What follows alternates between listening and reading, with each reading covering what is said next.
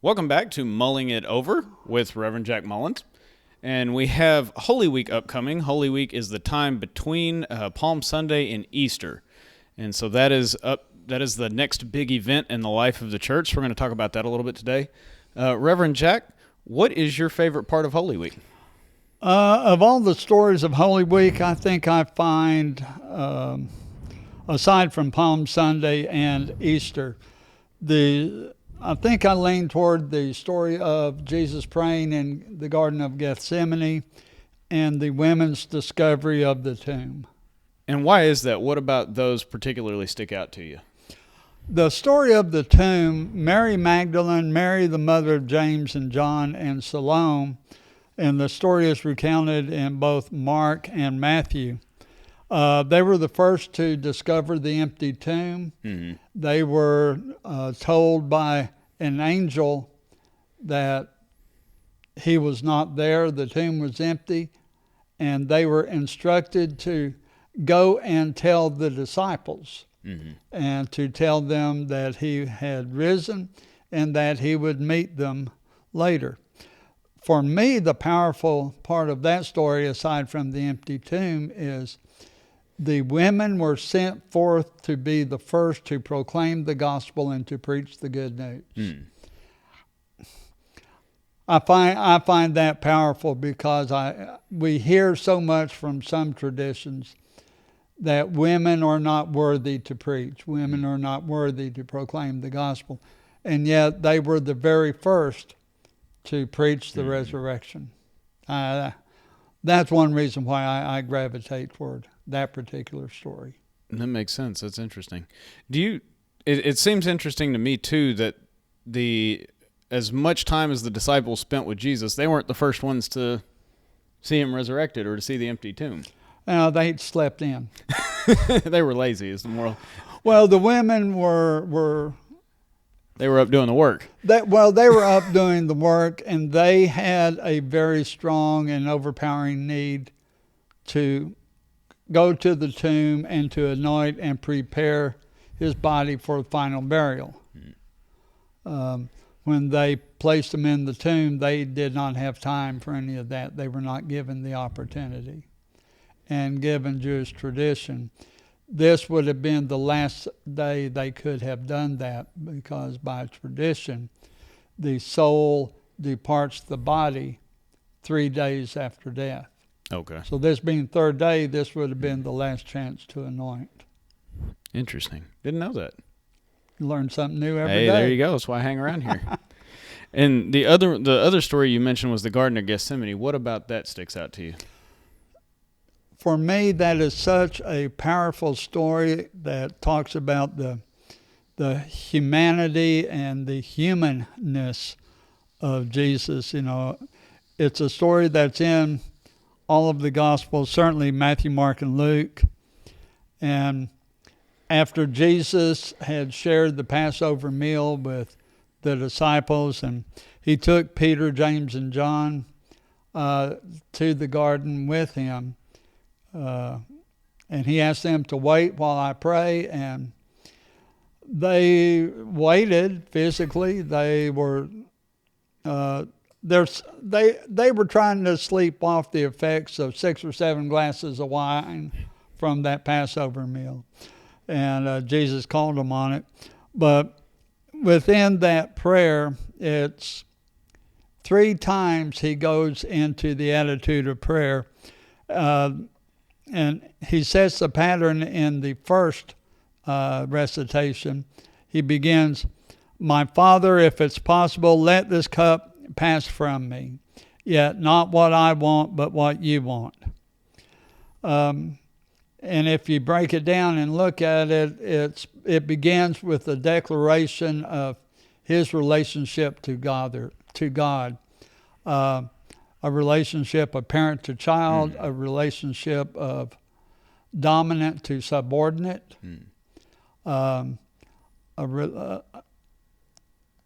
indicating his position of willing submissiveness to the will of God. It also follows an interlude after this declaration of prayer to check on the disciples, and he finds them sleeping, and he wakes them up, and once again goes into the same attitude of prayer. And the words that are shared with us are the same, or at least very similar. Father, if this cannot pass, unless I drink the cup, your will be done. The drinking of the cup is a reflection of the Greek domination of that region until just a couple of hundred years previous to this. And it is a symbol that is taken from the execution of Socrates, who by tradition was executed by being forced to drink a cup of hemlock poison. And so this is the cup to which Jesus is referring.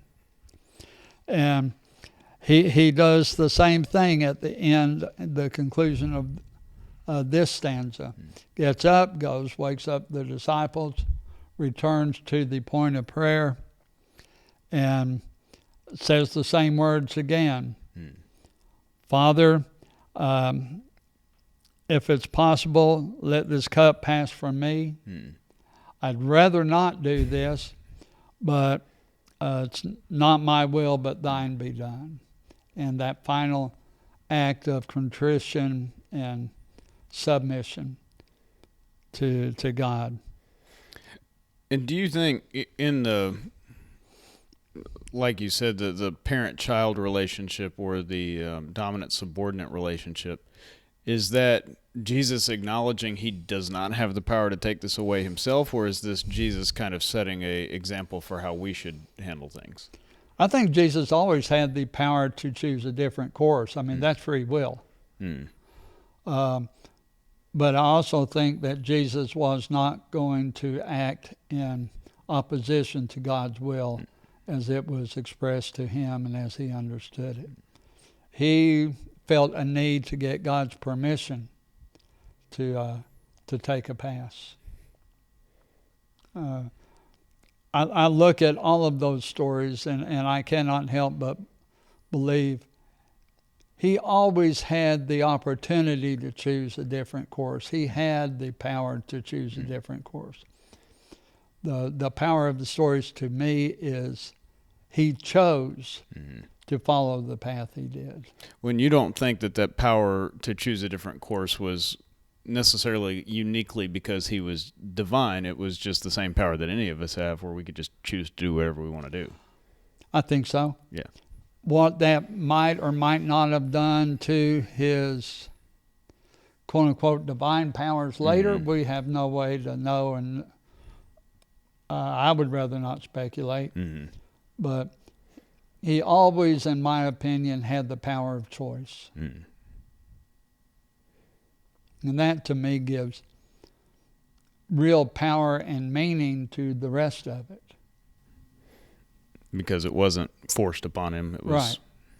And it's also reflective, to me, of the decisions made in the temptation and the wilderness journey. He chose to follow the correct path. In spite of having the capacity to do whatever. He always had the capacity to do something else, but he chose to do what he understood God was calling him to do. That makes sense. When, I guess sort of wrapping up, is there anything else about Holy Week that stands out to you particularly, or about any specific stories that stand out particularly? Well, from the moment of the triumphant entry and the coming into the city of Jerusalem and Jesus gathering with the disciples, and there were undoubtedly others present and sharing in that Passover meal, and all of the meaning and symbolism that meal brought just in and of itself, just by virtue of the intensity of that moment and all it symbolized. And then taking that and moving forward through the week. It's a very powerfully meaningful, emotional period of time. Everything leads up to and culminates, climaxes with the crucifixion and the resurrection. At what point do you think Jesus became aware that it was maybe not exactly how it was going to go, but that it was not going to end well? I think he had been coming around to that way of thinking long before Holy Week.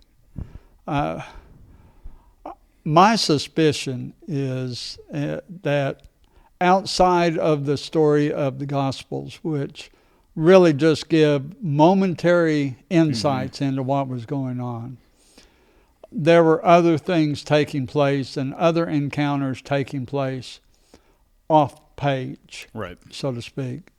We know that he had followers who were Pharisees. We know that there were those with whom he had regular contact. If they were truly friends, if they were truly followers, as they became aware of the changing political climate, I cannot imagine that they would not have shared that information with him. In spite of everything else, he was still an individual who was working among people and within a societal context. I think that as he grew closer to Jerusalem, that those people became more alarmed by what was going on in the Sanhedrin, in the religious bodies, in the temple, and probably were cautioning him, or maybe they were interacting with the disciples and telling them, you better tell your boss to be careful because it's not safe for him in town, in Jerusalem. Well, I think that's a little bit of a misnomer sometimes, right? Is some people, or there's a story sort of told that the Romans were the ones who crucified Jesus. It's not true, correct? Well, okay, here's the deal.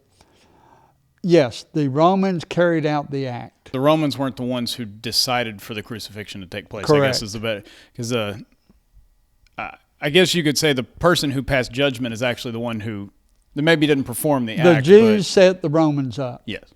Or the Jewish leadership, the temple leadership, manipulated the crowd, set the Roman leaders up by giving them a situation they could not ignore. And when they took Jesus in before the Roman governor, the questions apparently were asked in such a way he could not, by faith and by submission to God, answer them any other way than he did, which in the eyes of Rome and Roman law convicted him, even though he could care less about the Roman Empire. He actually could care, I think, did not care about the kingdom of Israel. You know, he was not there to restore the kingdom of David. That's what the kingdom of David, that seemed to be the prevalent thought, was they were waiting for a Messiah to restore their That's right. their physical kingdom, and he never seemed to express No, any that's interest in not that. what. That's not the task that was set before him. And he seemed to, based on what we read, understand that from an early age. It doesn't seem like there was any inclination on his part to the sort of King David style of... I think if you look at the method and the approach and the words of John the Baptist, it was all spiritualistic. John the Baptist was not trying to convert the Israelites, the Jews, and unite them to become a political entity.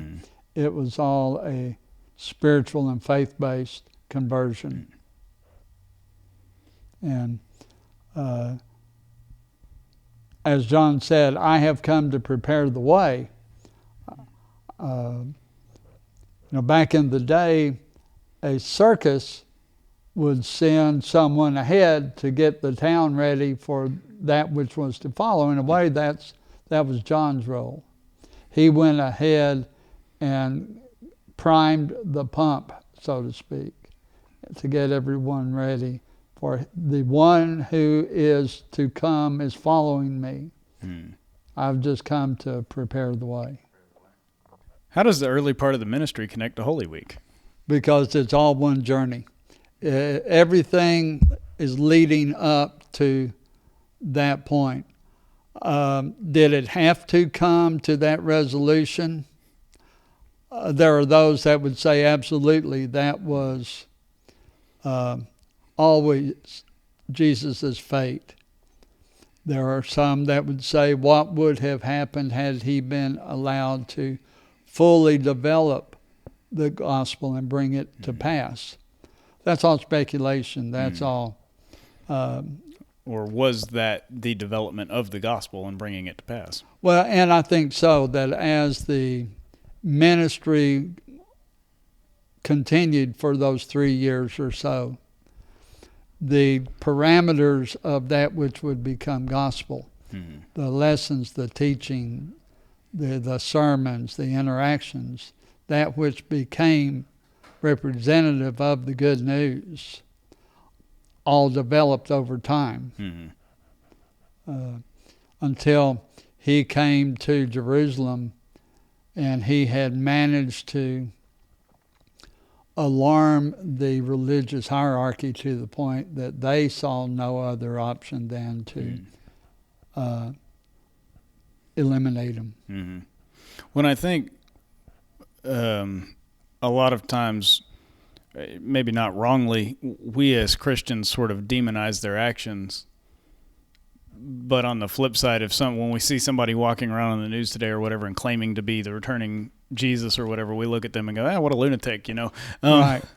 And, we've seen religious people who have claimed to be certain spiritual leaders or whatever become very damaging to their followers and things like that. Do you think there was an element, was it necessary, or do you think it was necessarily power grubbing on the part of leadership, or do you think it was an actual, maybe some current concern about actually protecting people from being led astray?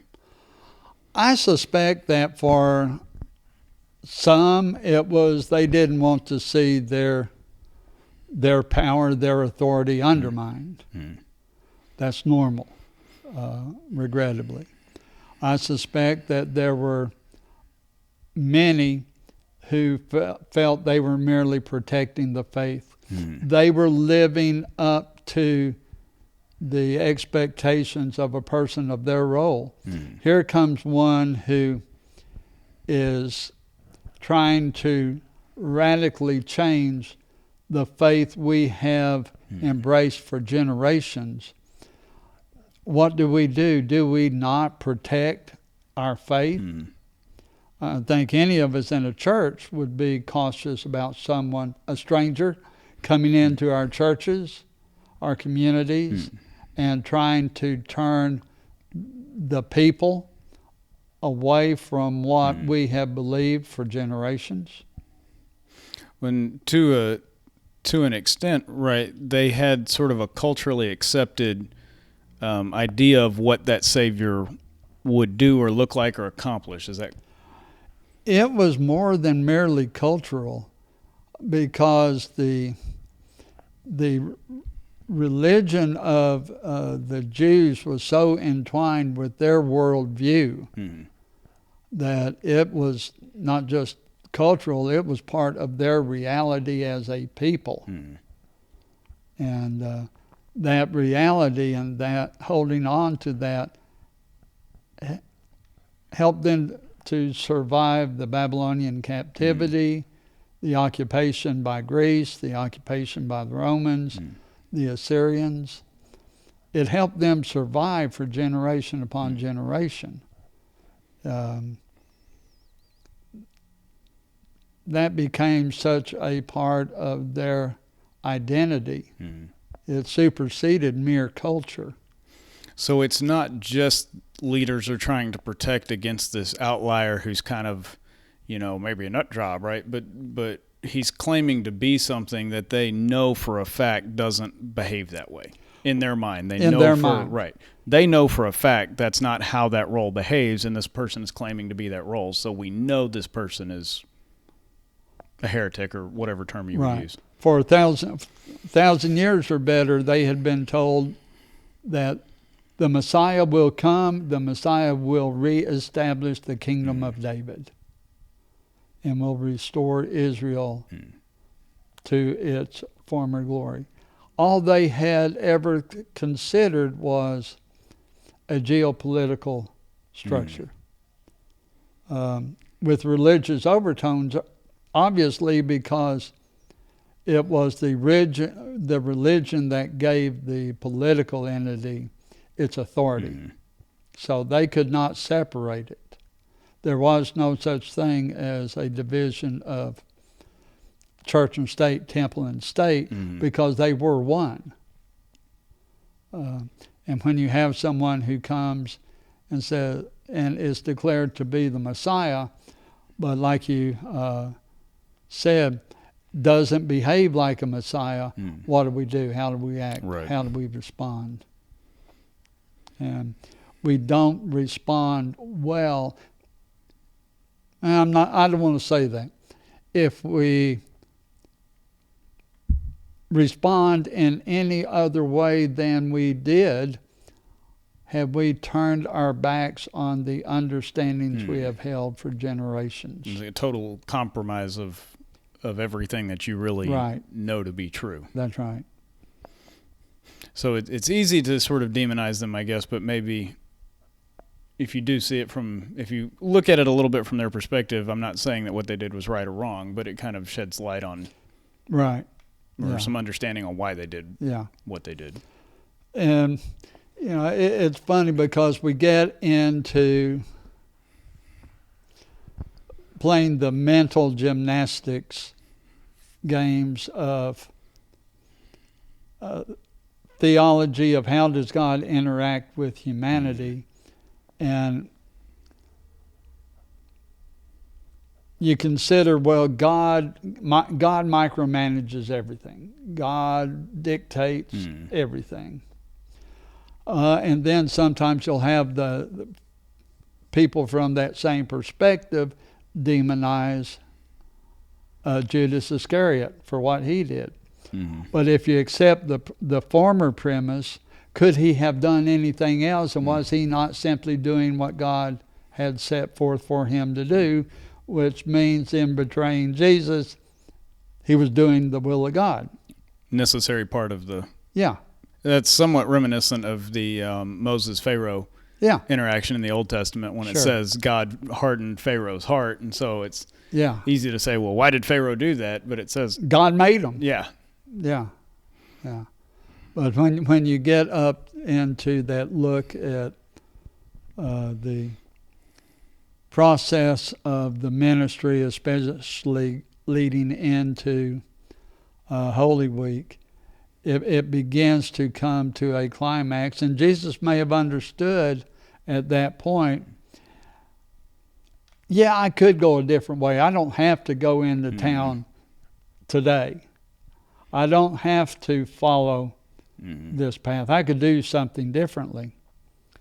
But he chose to do things in that way.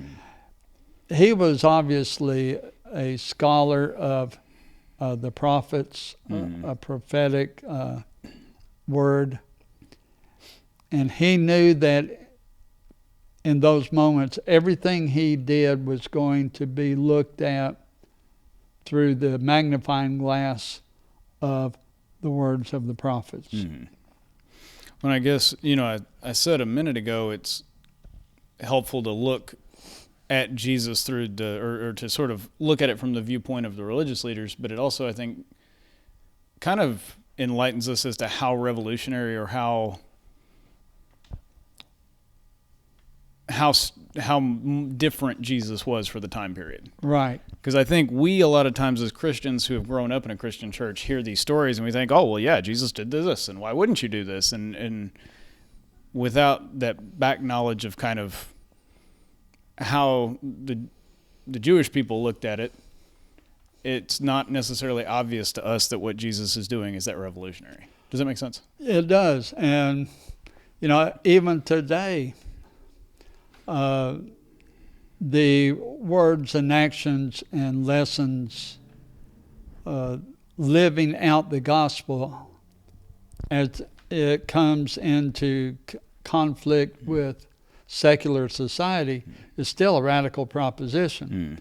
And too many times I think people try to use words of Scripture as a weapon. They try to weaponize the gospel or various parts of the Scripture, Old or New Testament. And if we were to listen to and lift up the radical sense of the gospel, we would find that very difficult to do, because it does not tend to play into our own biases, our own prejudices, our own selfishness, greed, protectiveness. It calls us out of that.